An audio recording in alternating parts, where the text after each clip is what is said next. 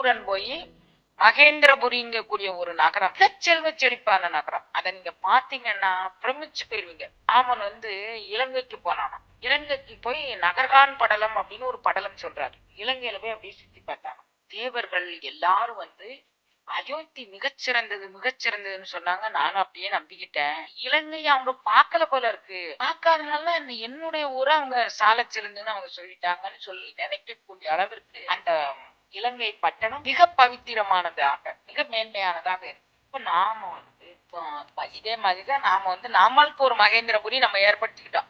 ராமணேஸ்வரர் சூரபன்மன் மாதிரி நம்ம தவம் பண்ணல, அதனால நம்மளால நிர்மாணிக்க முடியல. எவனோ ஒருத்தர் நம்ம அடிமை கொண்டவர் நிர்மாணிச்சு வச்சிருக்காங்களா, அந்த இடத்துக்கு போய் நம்ம போய் நின்றுகிட்டோம். விளக்குகள் வெளிச்சங்கள் அது இது அப்படி இப்படின்னு நமக்கு அங்க தோதுவான இடத்துல நம்ம போய் நின்றுகிட்டோம். அப்ப நம்ம ஒரு மகேந்திரபுரியை நாம் ஏற்பாடு பண்ணிக்கணும். அப்ப அசுரர்கள் யாருன்னு நீங்க ஒரு கற்பனை பண்ணிக்கோங்க.